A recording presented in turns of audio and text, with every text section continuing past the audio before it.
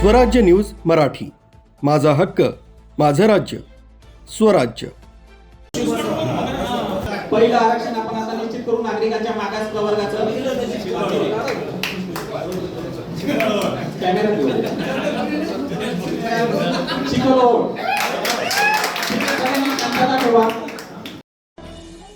जिल्हा परिषद पंचायत समिती निवडणुकांचा बिगुल वाजला असून यंदाच्या थंडीत शेकोटीभोवती निवडणुकांच्या चर्चा जोरदार रंगणार आहेत। मालेगाव पंचायत समितीच्या गणानुसार आरक्षण आज जाहीर करण्यात आले।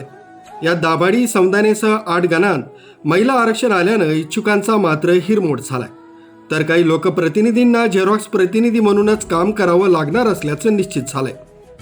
कुटुंबातील कारभारणीच्या हातात पंचायत समिती गेली आहे। तिथल्या तहसील कार्यालयात आरक्षण जाहीर करण्यात आले। यामध्ये सौंदाने, दाभाडी, येसगाव बुद्रुक इथं सर्वसाधारण महिला, तर टाकळी चंदनपुरी इथं ओबीसी महिला, वडेल खाकुडी इथं एसटी महिला, तर करंजगावान गणात एससी महिला आरक्षण जाहीर करण्यात आलं। या व्यतिरिक्त रावळगाव, क्रंकाळे एसटी आरक्षण, चिखलोहळ, निमगाव ओबीसी आरक्षणासह जोडगे, कळवाडी, साकुरी गटात सर्वसाधारण आरक्षण जाहीर झालंय। या आरक्षणामुळे महत्त्वाच्या गणांमध्ये महिला आरक्षण आल्यानं इच्छुकांचा हिरमोड झालाय। असं असलं तरी कळवाडी, साकुरी, जोडगे गणात सर्वसाधारण आरक्षण निश्चित झाल्यानं इच्छुकांनी कंबर कसली। एसटी महिला बरोबर, मोबाईल नाम देऊ, कंत्राळे, अनुसूचित जमाती, जोडगे सर्वसाधारण जनरल, करंजगावान एससी महिला, अनुसूचित जाती महिला, चिखलोळ